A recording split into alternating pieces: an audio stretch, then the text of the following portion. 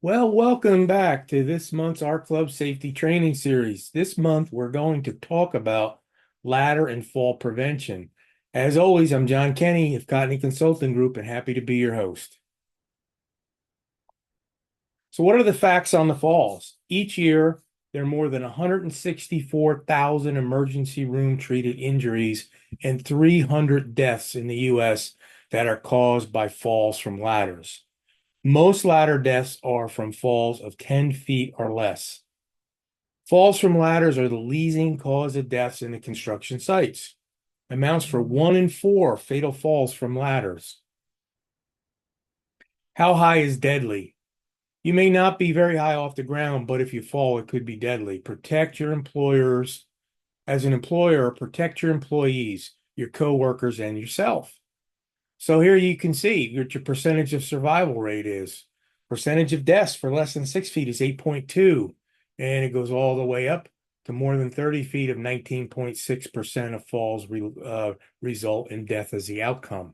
So you can see it's not necessarily so has to be so high, but it is not something to take lightly. Cause of death from falls. Non-moving vehicles, 7%. This is why we have to have people strapped in. Lower level, fall off of a lower roof, 6%. Floor, dock, or ground level, 5%. Ladder, 24% of the falls. Scaffolding, 15% of the falls. Roof, 31% of all falls are from the roof. And your structural steel people off of girders is 7%. So you can see roofing leads the pack on deaths from falls. So that's why it's so important for us to be safe and follow the guidelines. How do you combat these statistics? For workers on the roof, for workers on scaffolds, and workers on ladders, we're going to talk about. For workers on the roof, implement a fall protection program, wear proper fall protection, and undergo corresponding training. You just cannot have the equipment. You have to take the time to train and train them how to use it and retrain as necessary. You must also document everything, document and sign off, retrain if you find a violation. You have to use the correct anchorage for fall arrest systems. I can't tell you how many times I've seen people not know how to tie off properly. Use the buddy system. It is a great way to teach your crews to always have one person look out for the other. I come from a time in the roofing industry prior to having OSHA and OSHA regulations the way we do today. How did we survive? We survived through the buddy system. Monitor weather conditions when working at height. Wind, rain, slippery, ice, snow, all of these, heat, all factor into falls. So what is your protection safety guide gear? So hard hat, safety glasses, work shirt, construction vest, work pants, gloves, fall protection, boots, leather boots. So again, depending on what type of work you're doing, in hard hat, you may not always wear on a roof unless it is something working overhead, then it's required, or your internal policy states that you should wear it, or a contractor owner you're working for requires it. But the rest of this is a must. The ABCs of personal fall protection. When working at heights, it can be challenging to remember the basics of fall protection. The ABCs is an easy way to remember the basics of personal fall protection systems and teach your people. ABCs include three components most often used together when utilizing personal fall protection. A stands for anchor point. An anchor point is a secure point of attachment to a structure. Anchoring devices come in a variety of forms that can temporarily or be permanent. Body harness is your B. A full body harness allows for maximum range of motion while still providing the body support in the event of a fall. They're designed to distribute the force of the fall throughout the trunk of the body, limiting injuries. Connector, the C. The connector attaches the body harness to the anchor point. They come in many forms, and most common being the fixed length shock absorbing lanyard or the self-retracting lifeline. These are the two most common that we use. So again, the ABCs are extremely important and an easy way to teach your crews. How to combat the statistics. For workers on ladders, Choose the right ladder for the job. So important to make sure we have the proper ladder, support the weight, go high as it can be. We're not working around electricity, whatever it may be. Choose the right ladder for the job. Do you need a step ladder for the job compared to a extension ladder? Don't overload the ladder. You must know your ratings. Use the ladder on a flat, level ground. So important. That doesn't mean you put blocks under one side to make up for the other. You need to actually get this level and put a solid surface underneath it. Face the ladder while climbing and maintain 3 points of contact at all times. If you do not have 3 points of contacts at all times, you are absolutely not only operating dangerously, you are certainly in line for an OSHA violation.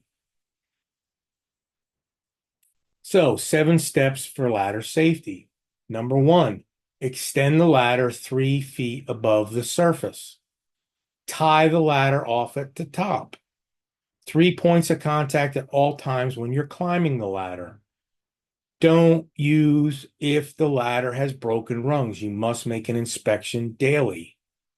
For every 4 feet in height, approximately 1 foot back in the ladder. So 4 foot high, 1 foot back. That'll give you the proper angle.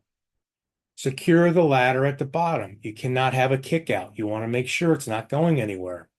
Never carry tools or materials on the ladder. As tempting as this may seem, there's even ladder hoists that can be hooked up when you get up top to have someone on the ground pull your tools up to you. Whatever system you may use to get the tools on the roof, you cannot carry them up the ladder. That is a violation and unsafe work practice. For workers on scaffolds, train and assign a person to supervise scaffold setup. My highest recommendation in this is to use a professional scaffold sub for setting this up. A lot of roofers will set up their own scaffold. When you do set up your own scaffold, you have to really follow a whole nother set of guidelines and OSHA standards. You have to ensure scaffolds comply with the manufacturer's guideline and OSHA standards. Place scaffolds on a stable ground or surfaces. Inspect scaffolds or scaffold parts before each use. There's sign outs, there's tags, there's procedures to do. Follow the OSHA procedures on this. Whether you are erecting yourself or you're using someone else's erected scaffolding, there's still a procedures you must follow. So it is not as complicated as it sounds. So what are the key takeaways that we learned today about ladder and fall protection for training? The seriousness of falls. We learned how many emergency room visits and deaths annually in the U.S. We also learned that most of the falls from ladders occur at heights 10 feet or less. So that is something that probably not everyone realizes, that it's not just a high, it can be 10 foot or less. Critical safety training. Regular training and maintenance of ladders, scaffolds, and fall protection equipment is vital for reducing fall-related injuries and fatalities. I recommend that one of your safety meetings is on ladders, one is on scaffolds, and one is on fall protection. That is that important to cover these items separately and, most importantly, thoroughly. Roof work safety. Implement a comprehensive fall protection program that properly uses fall arrest systems, monitors weather conditions, and uses a buddy system. This is on you to implement this to meet these standards. So there's no better time than to start now. Ladder safety essentials. You got to select the right ladder for the job and ensure it's used on a flat, level ground. Maintain 3 points of contact at all times. Face the ladder while climbing and avoid overloading and using damaging ladders. As fun as it seems to watch on TV, someone coming down a ladder backwards, do not do that. Extend ladders 3 foot above the landing surface and secure them at the top and at the bottom.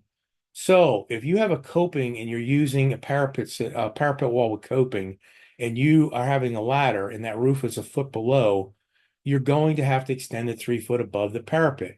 And if you have a higher parapet and you're doing that, then you're also going to need a way off, which could be a properly secured step ladder. Follow the OSHA guidelines for that.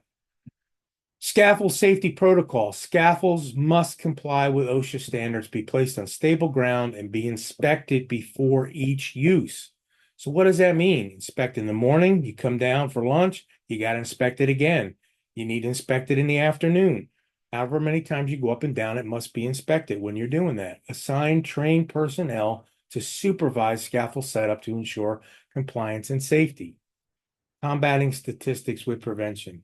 There is nothing more important than adhering to safety guidelines and prevent falls, which is the leading cause of death in construction and roofing. But you must train, educate, and retrain and enforce and hold people accountable. That is the only way that you can be successful with this type of prevention. As always, I look forward to seeing you next month. And if you have any questions, please reach out to the R Club or myself at Cottony Consulting Group, and we're happy to answer any questions you may have.